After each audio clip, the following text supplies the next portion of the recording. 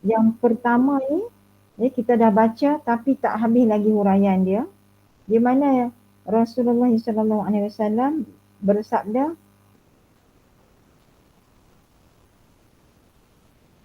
dia adalah nasihat. Nasihat yang diminta oleh para sahabat kepada daripada Rasulullah bagi nasihat kepada sahabat. Jadi nasihat ni menggetarkan, menggerunkan hati para sahabat. Iaitu Nabi sebut, qala usikum bitaqwallah azza wa jalla was-sam'i wat-ta'ati wa in ta'ammara 'alaikum 'abdun fa innahu man ya'ish minkum fasayara ikhtilafan katsira fa 'alaikum bisunnati wa sunnati al-khulafa'ir rasyidin al-mahdiyyin 'addu 'alaiha bin nawajid wa iyyakum wa muhdatsatil umuri fa inna kulli bid'atin dhalalah. Jadi Nabi SAW bersabda, aku menasihatkan kamu supaya sentiasa bertakwa kepada Allah. Ini yang pertama. Nabi dalam hadis ni ada 4 poin. Jadi poin yang pertama yang perlu kita beri perhatian ialah tentang takwa. Bagaimana Nabi sendiri pesan. Sebab kita pun kalau kita pergi solat Jumaat, kita tak solat Jumaat ya. Jadi kita kena juga ulang-ulang macam mana orang lelaki pergi hadir khutbah Jumaat, mesti rukun solat Jumaat ada sebut ittaqullah.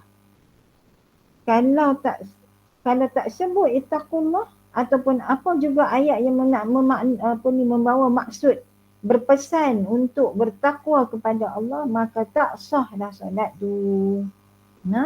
Tak sah solat. Tak boleh buat main tu. Jadi khatib ni dia kena tahu. Dia kena kata. Apa-apa ayat petik lah yang menyebut tentang bertakwa. Jadi bertakwa kepada Allah ni maksudnya ittaqillahi haitsu ma kunti. Haituma kunta, ittaqillahi haituma kunta, maknanya bertakwalah kepada Allah pada mana-mana masa pun, di mana jua kamu berada. Bukan takwa itu hanya bila duduk di dalam masjid. Tidak juga takwa itu bila kita solat. Malah kita duduk di mana-mana pun kita mesti ada takwa. Mesti, maknanya takut kepada Allah dalam sebenar-benar takut. Betul-betul maknanya taat kepada Allah. Walaupun tak ada orang. Takut kepada Allah ni maknanya tak berani nak curi. Ni duit ni depan mata. Duit depan mata. Tengok beg duit orang jatuh. Tak ada orang ni kita boleh ambil lah. Tapi kalau kita ambil dengan tujuan untuk nak selamatkan daripada orang lain curi, kita ambil dengan tujuan nak pergi bagi, nak serah kepada pihak yang lebih berkuasa ataupun jumpa dekat masjid, nak pergi bagi pada polis ke, nak bagi pada Tok Siak Bilal masjid ke, tak apa. Tu di sudut tu kita melakukan satu kebajikan. Kita selamatkan. Kalau ada orang yang niat nak mencuri, dia tak boleh lah nak ambil.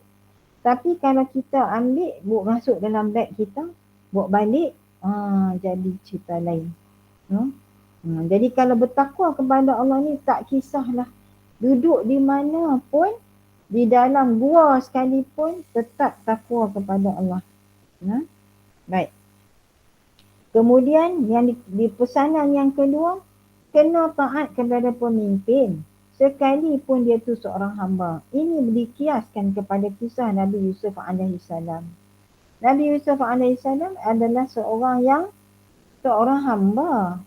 Ya, macam mana dia jadi hamba? Dia tu anak kepada Nabi Yaqub AS.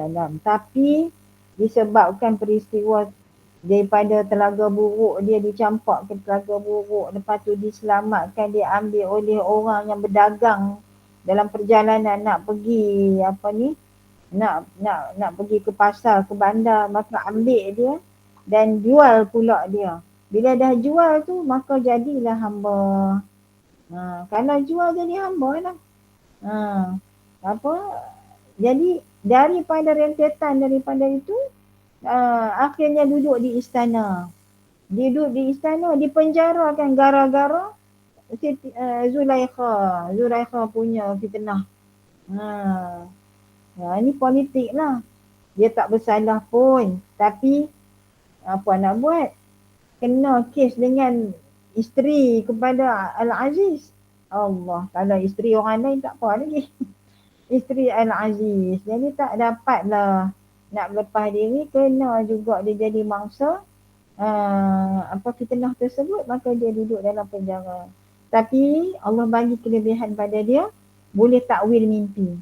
Jadi apabila dia boleh takwil mimpi raja, maka raja pun membebaskan dia. Dan lepas tu dia dan jadi pula menteri, menteri ekonomi, menteri keuangan. Jadi ini yang dikatakan, walaupun orang tu asal usulnya tu hamba, ya, tak apalah kalau dia ada kebolehan, ada kepintaran, ada kepakaran dalam bidang tu. Baik. Yang ketiga, fa innahu man ya'ish minkum fasayara ikhtilafan katsira. Dan Allah dan Nabi sallallahu alaihi wasallam, Nabi bagi tahu, sesungguhnya barang siapa yang panjang umurnya dari kalangan kamu pasti akan melihat perselisihan yang banyak. Kalau kita ni panjang umur, kita akan akan berhadapan dengan pelbagai ikhtilaf. Maknanya ikhtilaf ni perselisihan, percanggahan pendapat. Sekarang ni berlaku dah. Berlaku kan? Kita pun ada orang kata pendapat macam ni, ada orang kata pendapat macam ni. Benda agama pun menjadi pertikaian. Benda agama pun jadi pergaduhan. Sebab cerita dia masing-masing ada pendapat. Masing-masing ada pendapat. Ya. Dalam kita baca tadi surah Al-Kahfi pun. Ya, kalau puan-puan perasan, ada ayat 54 yang berbunyi, وَلَقَدْ صَرَّفْنَا فِي هَذَا الْقُرْآنِ لِلنَّاسِ مِنْ كُلِّ مَثَلٍ وَكَانَ الْإِنسَانُ أَكْثَرَ شَيْءٍ جَدَلًا. Apa makna dia? Allah kata dah, sesungguhnya kami huraikan dalam Al-Quran ini untuk manusia daripada segala jenis contoh. Maknanya apa masalah tengok Quran. Macam-macam contoh Allah bagi untuk kita ni. Tu yang dia adakan 4 sumber hukum. Al-Quran, ya, hadis, kemudian ijma' dan qiyas. Kalau kita berdasarkan kepada sumber 4 ni, kita tak akan sesat dah. Kita tak perlu bertelingkah, berselisih faham.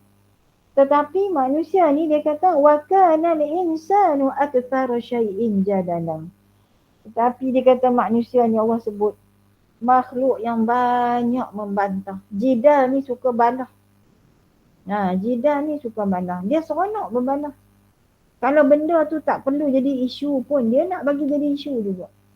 Dia nak kata mengata, dia nak berbalah juga, nak saman menyaman, nak bawa nak ke tengah, nak report polis. Allahu Akbar.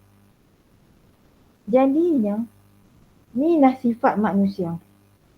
Manusia suka berbalah-balah. Jadi, sebab tu Allah sebut dalam, kita baca ni surah Al-Kahfi ni, ya, Allah sebut, وَمَا مَنَعَ النَّاسَ أَنْ يُؤْمِنُوا إِذْ جَاءَهُمُ الْهُدَى. Tak ada yang menghalang manusia daripada beriman apabila dia datangkan hidayah. Bila hidayah tu dah datang, Al-Quran ni dah datang, ya, kita yang beriman ni sepatutnya tak perlulah nak berbalah-balah dah, ya. Wa yastaghfiru rabbahum, dan mereka minta keampunan daripada Tuhan. Illa an ta'tiyahum sunnatul awwalin aw ya'tiyahumul azabu qubula. Melainkan kerana kedegilan mereka. Degil, manusia ni degil. Sebab apa degil? Sebab nafsu. Sebab apa nafsu degil? Sebab nafsu ni dikuasai oleh iblis. Jadi mereka menunggu didatangkan azab yang memusnahkan.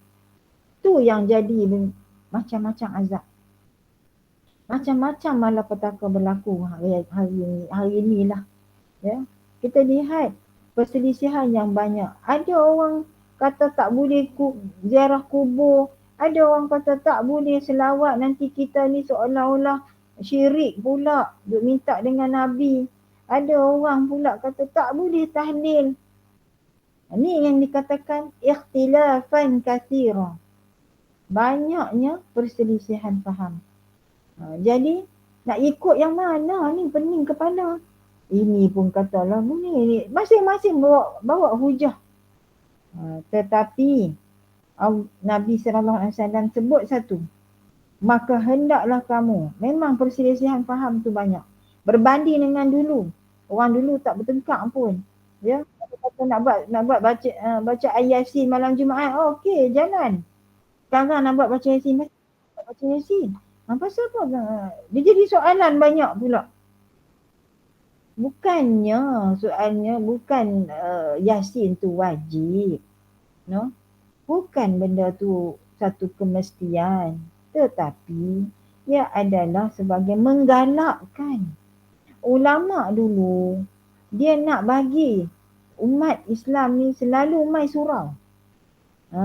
Selalu mai surau. Dia nak buat pengajian kan. Orang dulu sibuk dengan kerja menoreh, kerja bendang. Tak ada masa. Jadi sekurang-kurangnya bila kita kata dengan Al-Quran menyatu padukan umat Islam, jadilah, buatlah. Dengan baca Yasin boleh pakat mai. Lepas tu buat kenduri, mengikat silaturahim, berukhuwah. Jadi mentakmirkan surau pun meriah. Macam tu. Itu tujuannya. Tapi sekarang ni pula timbul isu tak boleh baca Yasin dah. Jadi apabila timbul perselisihan yang macam ni dan kita jadi umat yang duduk melihat perbalahan demi perbalahan ni, kita kena berhati-hati. Kalau yang tidak berpegang ataupun berpijak kepada asas yang kukuh, kita tak usah terima lah. Tapi kalau ada dalil nas, hujah yang kukuh, yang mana semua tu, katalah contohnya, dilakukan oleh baginda Rasulullah SAW. Jadi macam mana pun manusia tak suka, tapi Nabi buat, kita follow. Jadi pun nak kayu ukur dia tu, ataupun neraca yang kita kena pegang ialah mengikut Rasulullah SAW. Kita ni dalam hidup kita, siapa lagi idola kita? Siapa lagi model kita ataupun contoh tauladan? Dah disebutkan Rasulullah qudwatun hasanah. Nabi itu adalah sebagai contoh yang baik. Jangan kita nak tengoklah pandang ke barat ke, pandang ke timur ke, pandang ke Saudi ke lah, lagi teruk lagi jahanam lah tengok Saudi tu sekarang. Tengok Nabi buat. Nabi tak ada dah sekarang, macam mana nak ikut? Baca kitab-kitab yang berkaitan dengan Nabi. Contohnya hadis 40 akhlak Rasulullah SAW. Contohnya kitab Syama'il Muhammadiyah, menceritakan peribadi ataupun watak Nabi SAW. Perlakuan dia setiap hari macam mana, apa yang dia buat. Muamalah dia dengan para sahabat. Muamalah dia dengan orang-orang jelata, rakyat jelata. Muamalah dia dengan para isteri dia. Banyak contoh yang kita boleh ikut. Jadi sebab itu Nabi kata, maka hendaklah kamu berpegang teguh dengan sunnahku. Berpegang teguh dengan sunnah Nabi SAW ni, Maknanya kita kena ada ilmu. Takkan boleh ibadat. Ibadat ni tak akan wujud, tak akan terhasil tanpa ilmu. Kalau orang yang tak ada ilmu, dia punya ibadat dia tu rupa orang gila. Buat apa-apa pun tak ada ilmu ni maknanya macam orang gila. Ikut perasaan, ikut nafsu. Kalau kita tengok kepada ciri-ciri nak beribadat ni, mesti pertama dipandu dengan ilmu. Dipandu dengan ilmu. Iman saja tak cukup. Ada iman, tapi kalau tak ada ilmu, tak ke mana. Tak ke mana. Hanya sekadar mengucap la ilaha illallah Muhammadur Rasulullah. Tapi implementasi di sudut nak mengakui kita tu hamba Allah tidak boleh terbukti.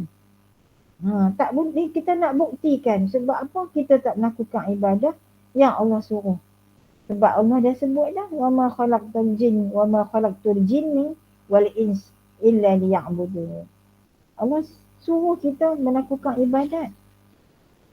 Jadi antara ibadat yang kita kena buat selain daripada yang kena ada ilmu dengan nak buat ibadat ni, mestilah kita ada ilmu tauhid, ilmu fiqh, dan juga yang nak ikut Nabi.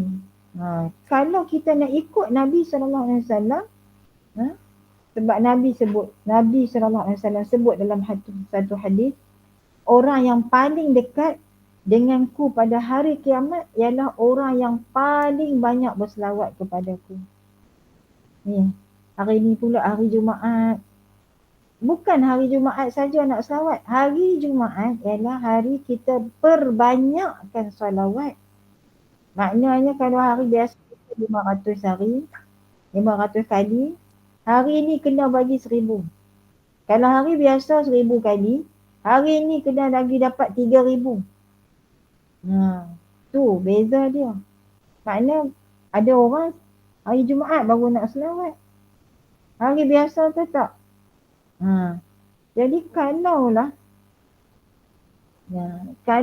kita ni nak dekat dengan Nabi. Ni cerita seorang sahabat. Dia minta Nabi doa kat dia. Dia kata, wahai Nabi, aku ni nak berjiran denganmu di dalam syurga nanti. Nak duduk dekat-dekat, nak berjiran. Nabi kata boleh.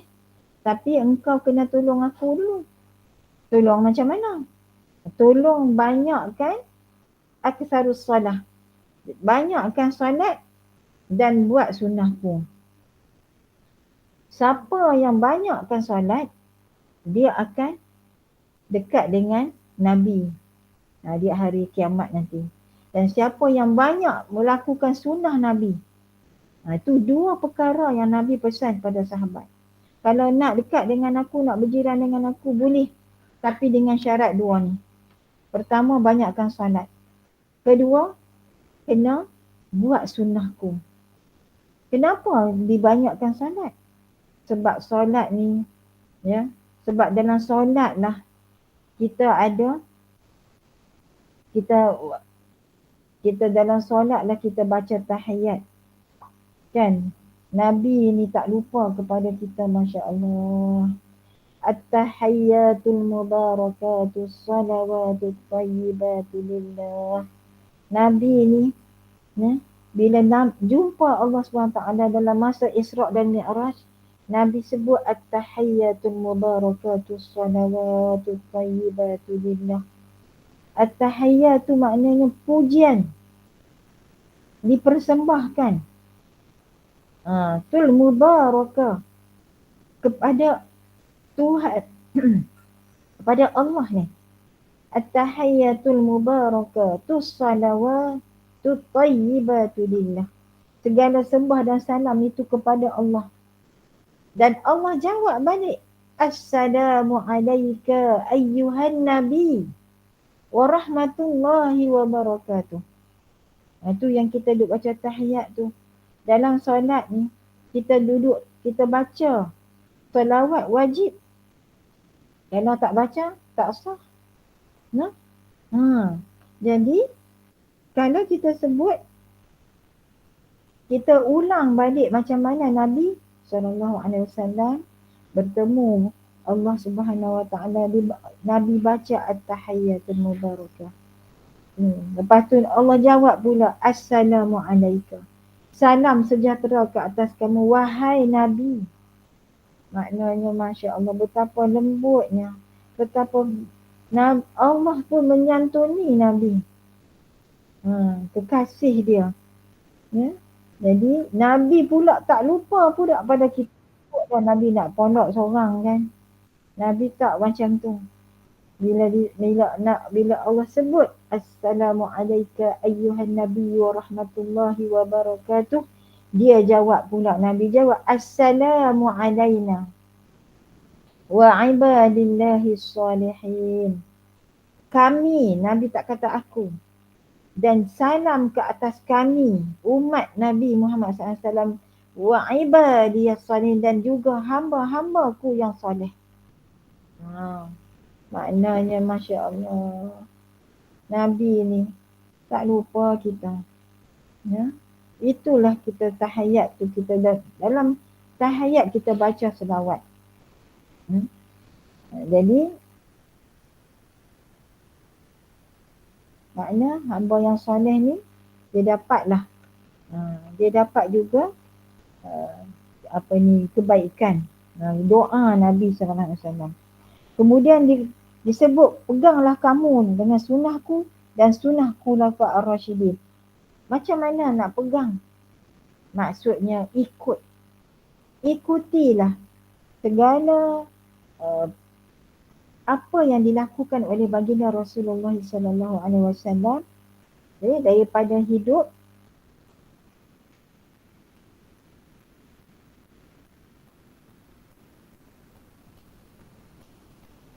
Afnan tak ada.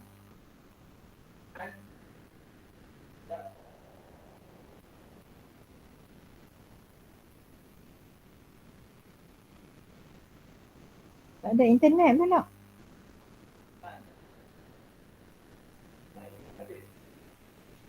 Dengar Ustazah?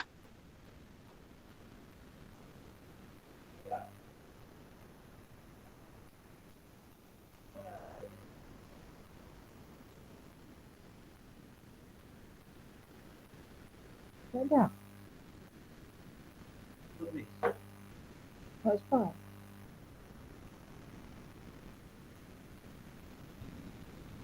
Allah. Pinjam.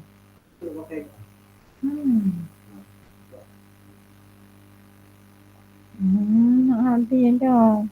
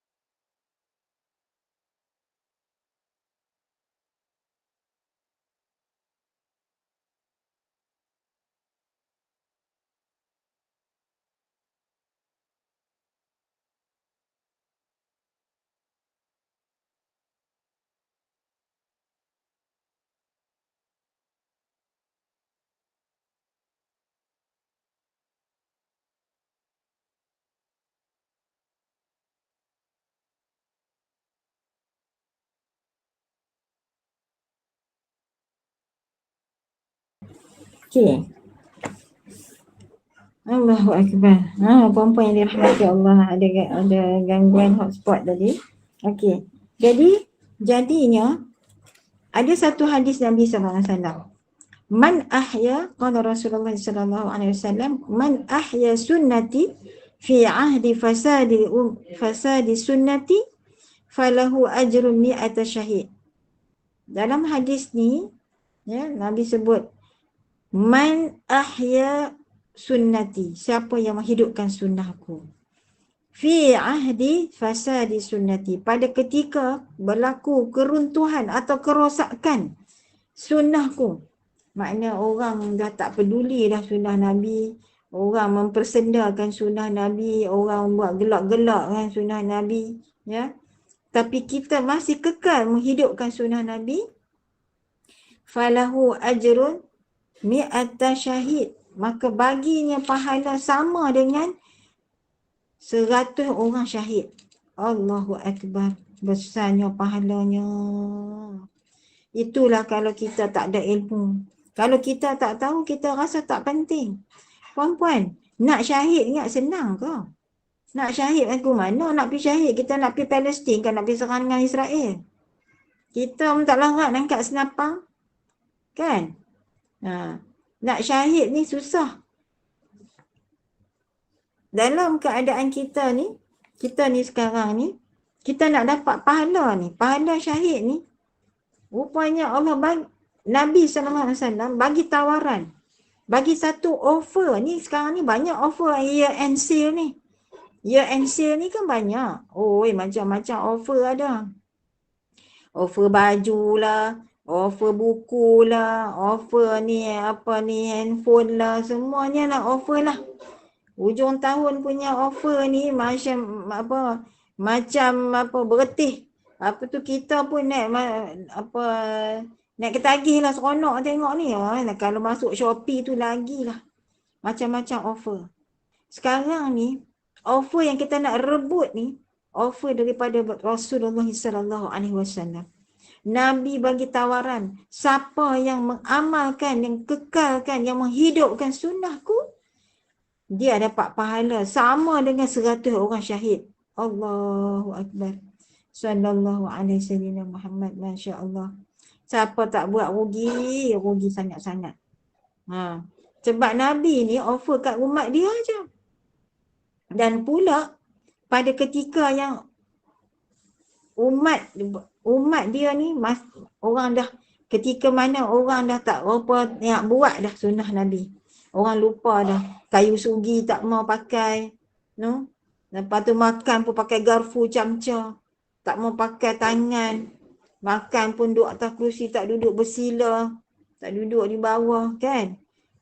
Apa lagi sunnah Nabi. Tidur pun tak ikut cara Nabi. Serban pun tak nak pakai. Ridak pun tak nak pakai. Bila pakai nanti rasa malu. Nanti tak rock lah. Pakai kan, nanti tak nampak rambut. Tu yang buat rambut macam-macam fashion, rambut pang lah, tak pang lah. Pasal apa? Pasal tak mau pakai kopiah. Tak mau pakai serban. Bila pakai serban, dia pedekeh pula. Dia pakai serban, tutup telinga. Pakai serban apa ni, dah jadi warak lah tu. Sebenarnya, ya, bila kita melakukan sunnah Nabi, Nabi suka ke tak? Nabi suka. So, seperti mana ya, kita duk follow selebriti. Selebriti tu seronok duk tiru Siti Nurhaliza ke, tengok baju dia pakai, nak carilah baju macam dia pakai, nak pakailah tudung macam dia pakai. Dapat pahala tak kalau kita ikut tu? Kita ikut manusia, ya, bukannya tutup syar'i sangat. Baju nampak bentuk juga. Jadi, ya, kembalilah kepada Allah dan Rasul. Kembalilah kepada Islam yang hakiki. Kita pegang sunnah Nabi, genggam erat-erat seperti mana jadi sebutkan kat sini. Hendaklah kamu berpegang teguh dengan sunnahku. Genggam dan gigitlah sunnahku dengan geraham. Ini tamsilan yang Nabi SAW berikan kepada kita. Maksudnya bukan pegang macam berpaut sikit-sikit saja. Genggam dengan gigi ni maksudnya kalau kita makan daging, kita nak tarik daging, kita kena gigit dengan geraham kan. Nak kunyah tu susah. Gigit dengan geraham sekuat-kuat hati. Begitulah kita gigit sunnah Nabi supaya kita sentiasa dalam kehidupan kita, kita beramal dengan sunnah Nabi. Jadi bila kita amal dengan sunnah Nabi, kita buat betul-betul apa yang Nabi buat, apa yang nak. Ada ramai orang cakap tak tahulah sunnah Nabi ni, oh itu sunnah ke? Dia macam heran pula. Sebab apa? Itu menunjukkan kedangkalan dan kejahilannya kepada Nabi SAW. Nabi punya kisah pun dia tak ambil tahu. Sirah Nabawiyah dia tak baca. No? Kita sirah Nabi ni kita kena ada ni dalam rumah kita ni, kena ada kitab sirah Nabi. Kita kena ajar anak-anak kita sirah Nabi. Sebab kalau sirah Nabi tidak kita ajarkan kepada anak keturunan kita, maka mereka akan buta dan jahil tentang Nabi. Dia tak tahu siapa Nabi. Tak tahu Nabi Muhammad tu dibuat bancian, dibuat kajian survey kan. Orang tanya kan Dr. Muramah. Tanya nama Nabi nak bin pun tak tahu. Ni umat Islam ni sekarang ni. Betapa teruknya. Sebut tanya, okey, nama Nabi boleh tak bagi tahu nama Nabi? Yang mikrofon tanya kan, pakai mic. Tak tahulah. Ni orang muda sekarang ni. Dia tahu nama Muhammad saja. Bin apa, Abdullah, Datuk dia nama apa, semua tak tahu. Masya Allah. Macam mana nak mengaku umat Nabi Muhammad SAW macam tu? Malunya. Jadi, kena ada buku sirah Nabi. Kalau tak ada beli lagi, belilah. Ya? Macam kita duk buat sebulan sekali, Ustazah mengajar di Masjid Khashi'in, Sirah Nabawiyah. Ya, Rahih Al-Makhtum. Ya. Buku yang ditulis oleh Rahih Al-Makhtum tu memang adalah sirah Nabawiyah yang lengkap. Kalau rasa tak cukup, tak tulisan banyak, gambar tak ada, tak menarik, cari lagi kitab lain untuk mendalami tentang sirah Nabi kita sallallahu alaihi wasallam. Jadi jauhilah perkara-perkara bid'ah. Nabi ni dah baca dah, Nabi ni dia advance. Perkara bid'ah ni akan berlaku di akhir zaman. Bid'ah ni apa? Bid'ah ni apa, perempuan? Itulah benda yang Nabi tak buat, tapi orang mendakwa Nabi buat. Dan itulah sebabnya Nabi sebut hadis yang berbunyi, man kadzaba alayya muta'ammidan fal jaza'u famaq'aduhu minan nar. Famaq'aduhu minan nar. Barang siapa man kadzaba alayya muta'ammidan, siapa yang mendustai aku dengan secara sengaja. Dusta ni macam mana? Benda yang Nabi tak buat, kata buat.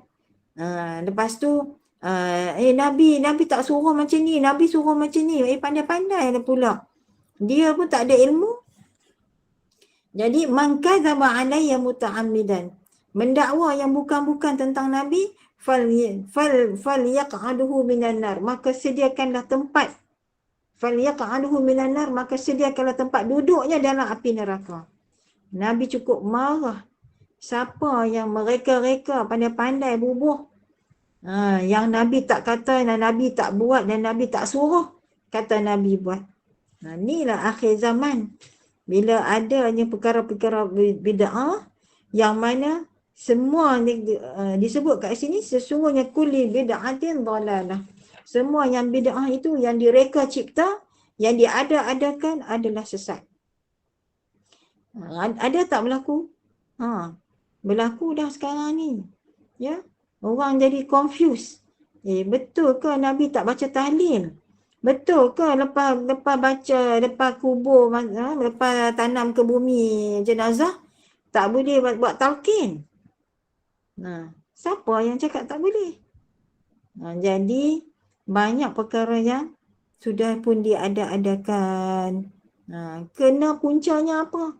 Puncanya kita kurang ilmu tentang apa yang dilakukan oleh baginda Rasulullah sallallahu alaihi wasallam. Jadi kesimpulan kepada hadis ini, yang pertama, hendaklah kita bertakwa kepada Allah. dalam apa juga keadaan, dalam apa juga ada orang ke tak ada orang ke, seorang-seorang ke, tetap takwa kepada Allah. Ittaqullah ni maknanya macam contohnya laki dan perempuan dalam satu tempat.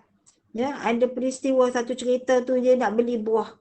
Dia ikut pergi rumah laki-laki tu. Jadi bila dia duk pilih-pilih buah laki-laki tu, tiba-tiba ada nafsu. Iblis menyemarakkan nafsu syahwat dia. Dia rasa nak peluk dan nak cium perempuan tu. Jadi bila dia peluk, perempuan tu kata, ittaqillah.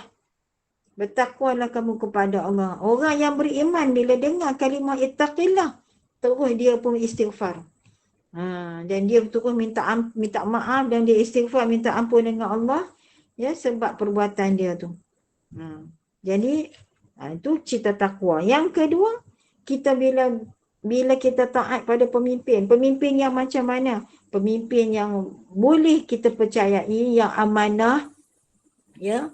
Walaupun dia tu asal usulnya bukan keturunan diraja, bukan bangsawan, bukan siapa-siapa, tetapi dia adalah orang yang beriman, orang yang beramal soleh, orang yang menjaga kemaslahatan ummah, maka kita taatlah pada dia, ya. Kemudian yang ketiga, hendaklah kita berpegang teguh dengan sunnah Nabi SAW. Apa yang dilakukan oleh Nabi dan diteruskan oleh Khulafa' Ar-Rasyidin. Khulafa' Ar-Rasyidin tu siapa? 4 orang ni, iaitulah Sayyidina Abu Bakar As-Siddiq, Sayyidina Umar bin Khattab radhiyallahu anhu, Sayyidina Uthman bin Affan radhiyallahu anhu, dan Sayyidina Ali karamallahu wajhah. Ya, mereka ni 4 orang.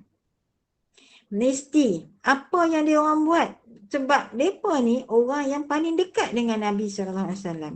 Lepas tu nak follow siapa? Follow At-tabi'in ni orang yang dapat sempat bersama dengan sahabat. Sempat bersama dengan sahabat Nabi sallallahu alaihi wasallam. Tak sempat jumpa Nabi, tapi sempat dengan sahabat-sahabat Nabi sallallahu alaihi wasallam. Tabi'in ialah golongan yang sempat dengan orang yang menerima daripada sahabat. Kita ni lepas pada mana tak tahu dah menyejauhnya. Kan? Jadi kita nak kena pegang dengan Nabi sallallahu alaihi wasallam. Jadi berpegang dengan akidah, dan pegang dengan akidah tu kena pegang kemah betul-betul. Pegang akidah ni genggam betul-betul. Itulah akidah ahli sunnah wal jamaah. Bukan Wahabi, bukan Syiah, bukan Mu'tazilah. Kalau orang duk cakap kita tak ada ilmu, kita tak usah duk ikut. Okey. Jadi fahaman ahli sunnah wal jamaah ni sebab ada 77 firqah nanti akan terbahagi umat Nabi Muhammad SAW kepada 77 puak. Tapi satu saja yang akan selamat di akhirat, iaitulah ahli sunnah wal jamaah. Mudah-mudahan kita ni termasuk dalam golongan ahli sunnah wal jamaah. Dan yang keempat, dalam hadis ini, dia suruh jauhilah perkara bid'ah. Janganlah perkara-perkara bid'ah tu kita ikut dan pula seibarkan. Bid'ah ada bid'ah hasanah, ada bid'ah dhalalah, ada 2 jenis bid'ah. Baik. Ada 2 jenis bid'ah. Bid'ah dhalalah, bid'ah yang sesat. Bid'ah hasanah yang Nabi tak buat, tetapi dia membawa pada kebaikan. Jadi fahaman yang pasal bid'ah ni, ya, yang dikatakan bid'ah ni menurut kalau kita baca kat sini, seandainya ada asal atau dalil, maka perkara yang baru tidak dikatakan bid'ah menurut pengertian syarak. Bukan bid'ah dhalalah, tetapi adalah bid'ah yang dikatakan bid'ah hasanah. Bid'ah hasanah ni perkara yang Nabi tak buat, tetapi dia bagus.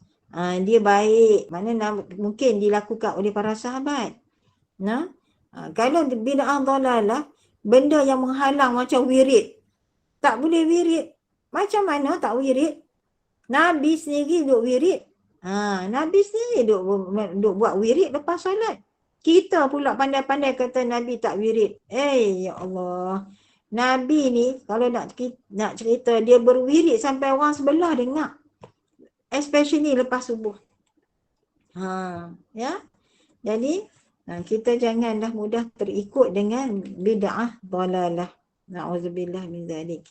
Jadi inilah hadis yang pertama, kita selesai baca hadis akhir zaman. InsyaAllah kita akan sambung pada minggu hadapan dengan hadis yang kedua, mengapa dunia Islam menjadi sasaran pemusnahan. Masya Allah, ini ada kaitan dengan hal ehwal semasa. Orang semua bertumpu kepada dunia Islam, nak jadikan sebagai tempat platform untuk melakukan kehancuran. Nak vaksin cari negara Islam. Nak buat PrEP, ya, ubat untuk menghalang daripada berlakunya HIV pun cari negara Islam. Negara kafir tak buat pun.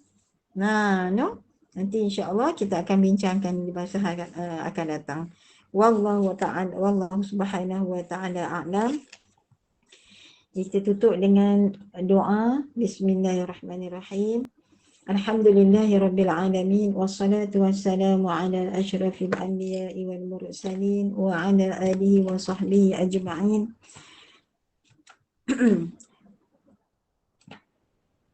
Allahumma ighfir lana dhunubana wa liwalidina warhamhuma kama rabbayana saghira wa limasyayikhina wa li jami'il muslimina wal muslimat wal mu'minina wal mu'minat al ahya'i minhum wal amwat.